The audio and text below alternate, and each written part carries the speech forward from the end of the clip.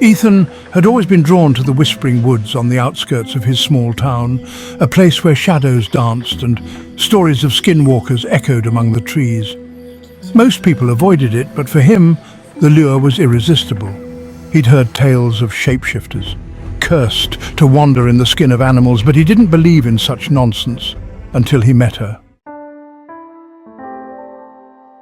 Her name was Mara, and she emerged from the forest like a wisp of smoke, her dark hair cascading over shoulders that glistened in the dappled sunlight.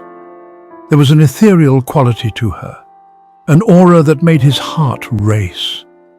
They met at dusk, and she spoke in a voice that felt like honey poured over gravel, soothing yet unnerving. Ethan was captivated.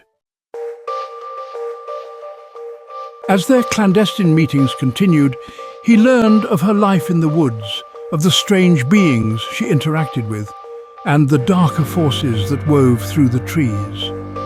She told him tales of transformation and sorrow, stories that both fascinated and terrified him, but he was too entranced to pull away. One night, as the moon hung full and low, she invited him deeper into the woods.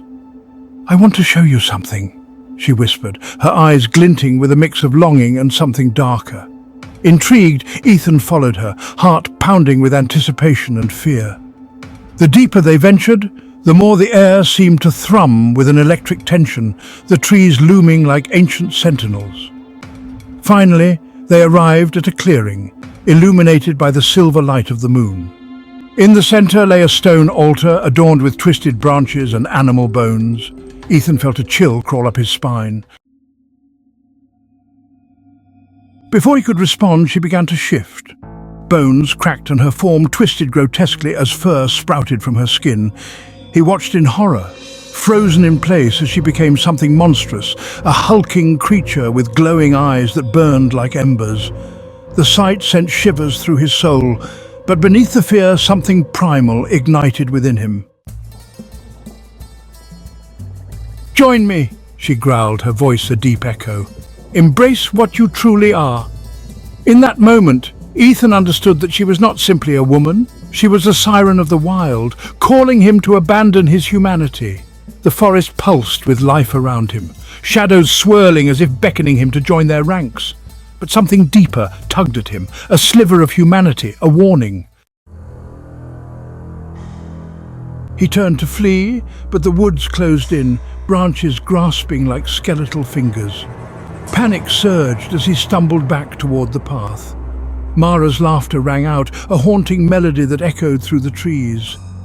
"You cannot escape me, Ethan. You belong to the forest now." Days turned to weeks, and the town noticed Ethan's absence. But no one dared to venture into the whispering woods. They whispered of the man who fell in love with a skinwalker, his fate sealed in the darkness.